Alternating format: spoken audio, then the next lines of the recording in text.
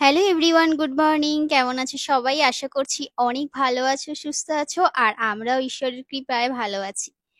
আজকের ভিডিওটা শুরু করতে গিয়ে আমার এতটা খারাপ লাগছে। আমি এডিটিংটা আগের দিনই করে রেখেছিলাম, কারণ আগের দিন একটা অন্য ভিডিও পোস্ট হয়েছিল, সেটা তোমরা অলরেডি দেখে নিয়েছো, আমার আর উজ্জ্বলের। তোমাদের কিছু কথার কিছু প্রশ্নের ওখানে উত্তর দিয়েছিলাম। তো ওই জন্য এই ভিডিওটা আমি ওই দিনই এডিট করে রেখেছিলাম যে পরের দিন ওটা দেব। কিন্তু এই আমার ফোনের স্টোরেজ ফুল হয়ে গেছিল। এবার কিছু ভিডিও আমাকে ক্লিন করতে হবে। ক্লিন করতে গিয়ে আমি ওল্ড ভিডিও না ক্লিন করে আমি রিসেন্ট ভিডিও মানে ডিলিট করে পুরো একদম ফোন থেকে পার্মানেন্টলি ডিলিট করে দিয়েছি।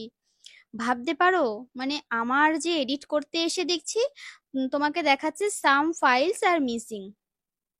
আমার পুরো মানে কান্না পেয়ে গেছে। আমি ভাবছি এত কষ্ট করে এডিট করলাম একটা ভিডিও, আমার পুরো মানে 5-6 মিনিট আমার ভিডিও পুরো একদম ডিলিটই করে দিয়েছি ফোন থেকে একদম পার্মানেন্টলি। আরো সকালবেলা অনেক কাজ করেছিলাম, অনেক কিছু তোমাদের সাথে শেয়ার করেছিলাম, কিন্তু দুঃখের বিষয় আমার নিজেরই এত খারাপ লাগছে সেই ভিডিওগুলো আমি আমার কাছে নেই। তো যাই হোক, ভালোই হয়েছে, ঈশ্বর যেটা চাইবেন সেটাই হবেন। তো কি আর করা যাবে। এদিকে দেখো ওদের ভাত বসিয়ে দিয়েছি আমি। আর এই প্রেসার কুকারটা না কিনে ঠকে গেছি, সত্যি বলছি। মানে এই প্রেসার কুকারটা তোমাদেরকে বললাম না যে কোনো ব্র্যান্ডেড নয়, এমনি নর্মাল একটা কিনেছি প্রেসার কুকার। কিন্তু আগেও কিন্তু আমাদের ব্র্যান্ডেড মানে অনেক প্রেসার কুকার ছিল যেগুলো ব্র্যান্ডেড নয়, দুটো ছিল আমি শ্বশুরবাড়ি আসার মানে বিয়ের পর থেকে দেখেছি। একটা একটু ছোট, একটা একটু বড়।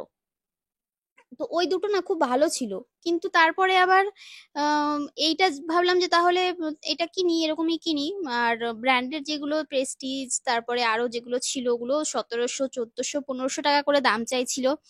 তো অত টাকা দিয়ে কেনা এই মুহূর্তে আমি বললাম যে এমনিতে এত টাকা দিয়ে বাসন কিনে ফেলেছি, আবার এখন এত টাকা দিয়ে প্রেসার কুকার কিনবো। মা একবার বলেছিল যে ভালো দেখেই একটা কেনো, তাই আমি বললাম যে এত বাজেট নেই, আমি পারবো না কিনতে, এরকমই একটা কিনি। তো কিনে সত্যি বলছি ঠকে গেছি। মানে কি বলবো, এত আহ, যতই কম জল দিই না কেন, যখন সিটি পড়ছে পুরো গ্যাসে একদম জল জল ভর্তি হয়ে যাচ্ছে, এত মানে উপচে পড়ছে। তো আবার ওই জন্য আমি ওয়েট করছিলাম যে জানি এ পড়বে, অলরেডি পড়ছিল, তো ওই জন্য আমি মুছবো বলে দাঁড়িয়েছিলাম। গ্যাসটা মুছে নিলাম, ওদের জন্য ভাতটা বসিয়েছিলাম, ভাতও হয়ে গেছে। আর এবার আমি স্নানও করে নিয়েছি, একটুখানি চা খেতে হবে। তো একটুখানি চা বানিয়ে নিলাম। ওটাই তোমাদের দেখাচ্ছিলাম যে চায়ের ওই প্যানটা খুঁজে পাচ্ছিলাম না, কোথায় কোথায় রয়েছে, বাসন গোছানো হয়নি ওই জন্য। তো এদিকে দেখো ওই যে চা নিয়ে নিয়েছি, চায়ের সাথে বোধহয় ছিল মুড়ি বাতাসা বা চিড়ে ভাজা কিছু একটা ছিল। সকালে প্রভুকে দিয়েছিলাম ওই জন্য সেটাই প্রসাদ হিসেবে পেয়ে গেছি। আর এদিকে এবার বাসনগুলো গুছিয়ে নিচ্ছি, চা অলরেডি খাওয়া হয়ে গেছে, কারণ করব এবার রান্না বান্না। রান্না বান্না তো করতেই হবে। আর বাসন না মনে হয় যেন আস্তে আস্তে বেড়ে চলেছে, বুঝতে পারছি না, কিছুই কিনছি না, তারপরেও যেন মনে হচ্ছে যেন বাসন ধরছে না ধরছে না। না, সেরকম কিছু নয়। কি বলতো, ওই সেট অনুযায়ী কিনেছিলাম, তো যেদিন প্রথম কিনেছিলাম সেদিন ওই একটার মধ্যে আর একটা সেট দিয়ে তিনটে একসাথে বসিয়েছিলাম, কত জায়গা বেঁচে গেছিল। এখন কি ওই তাড়াহুড়োতে ওই সেটের মধ্যে আর রাখা হচ্ছে না, যেটা যেখানে পাচ্ছি সেটা সেখানে রেখে দিচ্ছি, তো জায়গা বেশি খেয়ে নিচ্ছে। তো যে কারণে আমার মনে হচ্ছে কি যে এই বাবা, যে এই কটা তো বাসন, তারপরে মনে হচ্ছে জায়গায় খুঁজে পাচ্ছি না, মানে এত বেশি হয়ে যাচ্ছে, জায়গায় কমতি পড়ে যাচ্ছে। আর এবার একটু বিস্কুট ঢেলে নিচ্ছি কৌটোর মধ্যে। তোমার ওই বিস্কুটটা বাড়ন্ত হয়ে গেছিল, তো বিস্কুট নিয়ে নিয়ে মানে ঢুকিয়ে রাখলাম আর কি।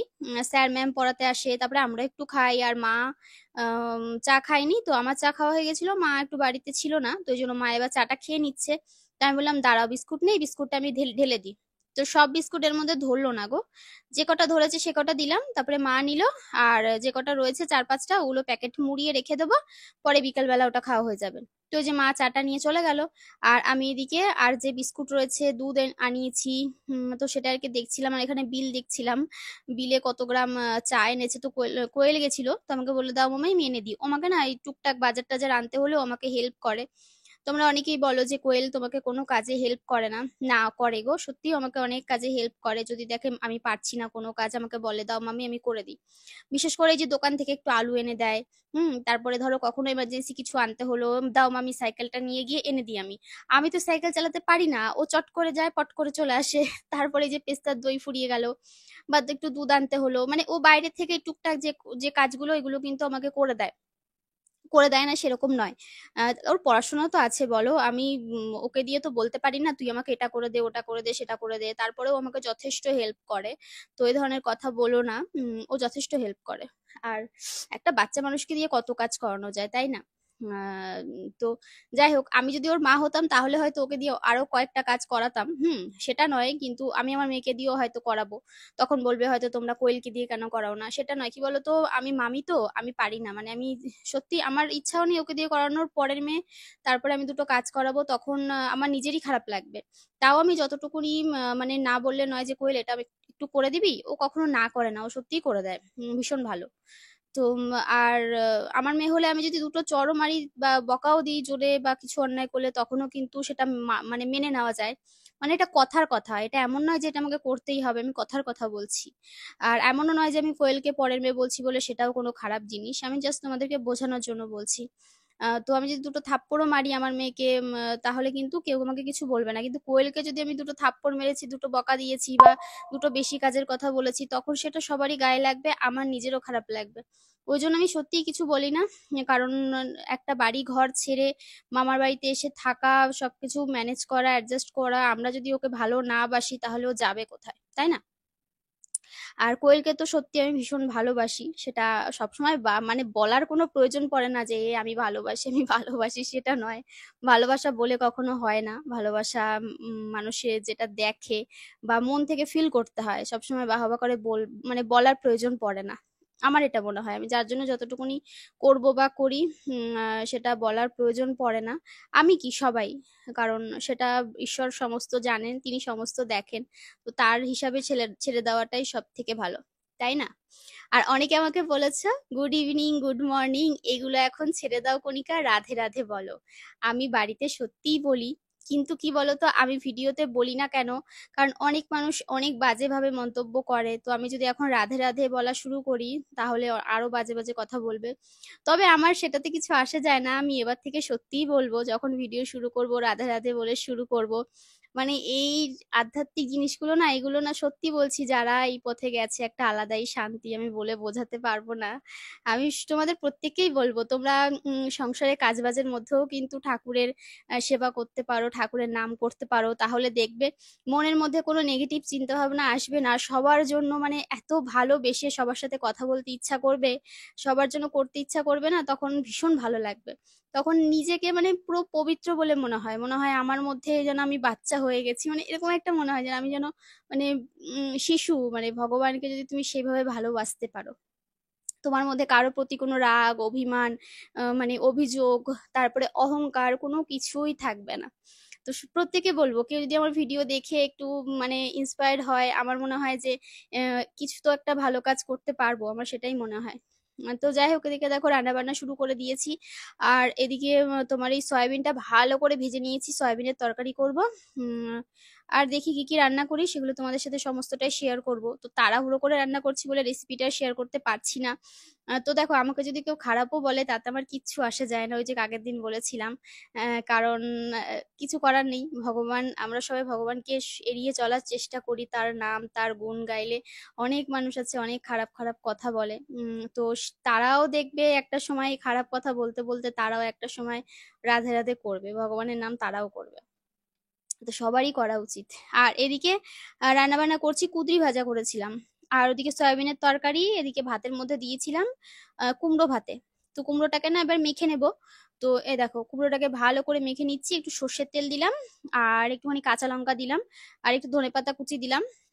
নিরামিষ তরকারিতে একটু ধনেপাতা দিলে ভীষণ ভালো লাগে। মানে এই আর কি। তো এদিকে ভালো করে মেখে নিচ্ছি, একটু গরম ছিল। আর কুমড়োগুলো তুলতে গিয়ে না ওই একটু ভাত ছিল তার মধ্যে, তো ভাতগুলো আর আমি তুলতে পারিনি। তো এত গরম লাগছিল, আমি এবার একটু হাতা নিয়ে নিয়েছি, সেটাকে দিয়েই ভালো করে ঘুটে নিচ্ছি। ভাবছি এবার একটু আলু টালু মাখার জন্য এই কি একটা পাওয়া যায় না, ওটা দিয়েই এবার মানে ম্যাশ করে নেবো, ওটাই কিনে নেবো, তাহলে আমার সুবিধা হবে। চলো, এবার রান্না হয়ে গেছে, ফাইনাল লুক তোমাদেরকে দেখিয়ে দিই। ভাত করা হয়ে গেছে, আর এদিকে হচ্ছে সয়াবিনের তরকারি। নামানোর আগে ধনেপাতা দিয়েছিলাম, একটু হালকা পাতলা করে করেছি। আহ তো এবেলা হয়ে ওবেলাও হয়ে যাবে আর কি, আশা করি। তবু ওবেলা প্রভুর জন্য কিছু করব। আর এই হচ্ছে উচ্ছে, আলু আর কুমড়ো ভাজা। উচ্ছে তিনটে মতো ছিল, উচ্ছে না করলা বলতে পারো, মানে বড় যেটা হয় ওটা। আর করলা আর হচ্ছে গিয়ে তোমার ওই একটু কুমড়ো দিলাম, একটু আলু। আর কুমড়ো দিয়ে উচ্ছে ভাজা বেশ ভালো লাগে। আর এই হচ্ছে কদবেল মাখা সেদিন এনেছিলাম, তবে কদবেল আমাকে বললাম কি পাকা দেখে দাও। একটা কদবেল পাকা দিয়েছিল আর একটা কদবেল পুরো সাদা। তো সেইটাকে নিয়েই আমি মাখলাম। একটা কদবেলে একটুখানি হয়েছিল। আর ওদিকে কি করলাম, শাক ভাজা করলাম না কি দেখালাম গো, ভুলে গেছি। তো যাই হোক এইগুলো আর কি রান্না করেছিলাম। আর এবার জামা কাপড়গুলো মেলে দিচ্ছি ব্যালকনিতে। জামা কাপড় মেলতে আজকে দেরি হয়ে গেছে। আমি আগে চেষ্টা করি রান্না বান্নাটা তাড়াতাড়ি করার, কারণ প্রভুর খাওয়ার সময় হয়ে যাবে, তারপরে আরো বাদবাকি মানুষগুলো আছে তারাও প্রসাদটা পাবে তাড়াতাড়ি করে, ওই আর কি, ওই জন্য। তো ওইদিকে জামা কাপড়গুলো মেলে দিচ্ছি, যাতে এই রোদ রোদ আছে তো ভাবছি যে শুকিয়ে যাক। আরো সকাল সকাল মেললে আরো ভালো হতো, কিন্তু কি করব, কিছু করার নেই। তো তারপরে দেখো আবার রাত্রেবেলা তোমাদের সাথে দেখা হলো। অনেকটা টাইম চলে গেছে, অনেক ক্লিপস আমার ডিলিট হয়ে গেছে, তো কি করা যাবে। আর রাত্রেবেলা এখানে বড়া ভাজছিলাম, সেই তাল মা গুলে দিয়েছিল। সেই তাল এনে রেখেছিলাম, কবে তোমাদের বললাম না তালের কেক বানাবো আর তালের ফুলুরি বানাবো, মানে বড়া। তো সেটা আর বানানো হয়ে উঠছিল না। আর আজকে আবার এই যে একটু বানালাম, আগের দিন বানিয়েছিলাম, ওই দিনের তালের বড়াগুলো ভালো হয়েছিল, একটু হালকা শক্ত শক্ত হয়েছিল। আর আজকে একটু নরম করে মেখেছি আমি সুন্দর করে, তো আজকের গুলো একদম সুন্দর ফুলেও ছিল। আর বেশ ভালো হয়েছিল, ভেতরটা পুরো নরম হয়েছিল। তো ভেজে আমি আগে, প্রথম কড়াই ভেজে আমি কিন্তু আগে প্রভুকে দিয়ে এসেছি, মানে সন্ধ্যাবেলার পরেই পরেই ভাজছিলাম তখন দিয়ে এসেছি। আর তারপরে এই যে সবাইকে ভেজে তারপরে এই যে সবাইকে এক এক করে দেব। আর আজকে বেশ দেখে ভালো লাগছিল, কারণ বেশ সুন্দর ফুলে যাচ্ছিল, ওই জন্য। তো এগুলোকে আবার নামিয়ে নেব, নামিয়ে নিয়ে আবার ভাজবো। আর এগুলো ভাজা না, মানে যে কোনো জিনিস পিঠে পুলি করা হচ্ছে খুব ধৈর্যর ব্যাপার। এতটা ধৈর্যর দরকার পড়ে, তখন একটা সময়ের পর মনে হয় যে আর ভালো লাগছে না, দাঁড়িয়ে থাকতে পারছি না, কোমরে ব্যথা হচ্ছে, যন্ত্রণা হচ্ছে, এগুলো কিন্তু হয়, মানে সবারই আর কি মনে হয়, তাই না বলো? তো এই যে ভাজা হয়ে গেছে, এবার এই যে তেল ছেঁকে নিচ্ছি। আর এইটা আমার বেশ ভালো হয়েছে, এইটা সেদিন কিনে এনেছিলাম, পাপড় টাপড় ভাজলে বা এই যে এইসব জিনিস লুচি ভাজলে এইগুলোর ভীষণ দরকার। আর বড়ই নিয়ে নিয়েছি, কারণ বড় নিলে অনেকগুলো একসাথে তোলা যাবে। আর এদিকে একটু ভাত বসিয়ে দিলাম, কারণ অল্প একটু ভাতের দরকার। মেয়ে খাবে আর হচ্ছে পেস্তা খাবে, তো ওরা আর কি, মেয়ে তো ভাত রুটি ফুটি খেতেই চায় না সেভাবে। আর রাত্রেবেলা করব রুটি, তার সাথে করব একটু তড়কা। গ্রিন মুগ, ওই যে সবুজ যে মুগ ডালগুলো হয়, দুপুরবেলা রান্না করতে করতে ভিজিয়ে রেখেছিলাম, তো সেটাই প্রেসার কুকারে দিয়ে দিয়েছি, সিটি পড়ুক। আর এদিকে আমি সেই ফাঁকে ভাতটাও বসিয়ে দিলাম। ভাতটা বসানোর পর এই যে বাকি বড়াগুলো যেগুলো বাকি রয়েছে সেগুলো ভেজে নেব। আর এই যে এই কটা রয়েছে, এই কটা হলেই হয়ে যায়, তো ওদের বাড়ি খানিকটা দেবো আমার জায়ের বাড়িতে। আর আমরা অল্প অল্প করে খেয়ে নেবো, কারণ আমাদের 4-5টা খাওয়ার পর কেউ আর খেতে চায় না। আমাদের বাড়িতে খাবার প্যাসেঞ্জার খুব কম এখন, এখন তো একদমই কম। তো মানে 4-5টা খাওয়ার পর উজ্জ্বল তো খেতেই চায় না, মানে ও খুব বেছে বেছে সমস্ত কিছু খায়, তারপরেও বকাঝকা দিয়ে তারপরে খাওয়াই আমি। আর এদিকে দেখো তরকাটা করে নিয়েছি, তরকাটাও ভীষণ ভালো হয়েছিল। তো এদিকে দেখো সমস্ত কিছু দিয়ে বসিয়ে দিয়েছি। আর আর কি দিলাম, একটু পনির কেটে কিউব করে দিলে আরো ভালো হতো, তবে যাই হোক সেটা আর হয়নি। আর এবার নামাবো, ধনেপাতা দিয়েছি, তারপরে ভাবলাম একটু কাসুরি মেথি দিই, একটু কাসুরি মেথি দিলাম। আর একটু ছোলার কাবলি চানা মশলা দিলাম, কারণ গরম মশলাটা আমি আর দিলাম না, মনে হলো এটা দিলে বেশি ভালো লাগবে, একটু অন্যরকম ভাবে করছি। আর এই দেখো এবার রুটিগুলো করে নিচ্ছি, রুটিগুলো করে তারপরে রাত্রেবেলা প্রভুকে খাইয়ে শুইয়ে দেবো, আর তারপরে আমরাও প্রসাদ নিয়ে নেব। তো এই হচ্ছে আজকের ব্লগ সারাদিনের। আর এই দেখো ক্যামেরা ঘোরাতে ঘোরাতে কাটতেই ভুলে যায় যে এই জায়গাটা কাটতে হবে মাঝে মাঝে।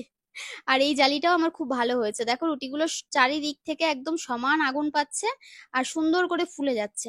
আগেরটা আমাদের অনেকটা ছোট ছিল, তো ওটা চারিদিক থেকে পেতো না। তো ওই জন্য সব রুটিগুলো সুন্দর করে ফুলতো না, তাও দু একটা রুটি তো একটু কমই ফোলে, সব রুটি বেলার ওপর ডিপেন্ড করে, মাখার ওপর বিশেষ করে, যত ভালো মাখবে তত ভালো হবে। আর আমার এই লোহার তাওয়াটা না, মানে মোটামুটি এখনো পর্যন্ত ভালো সার্ভিস দিচ্ছে, মনে হচ্ছে ভালো।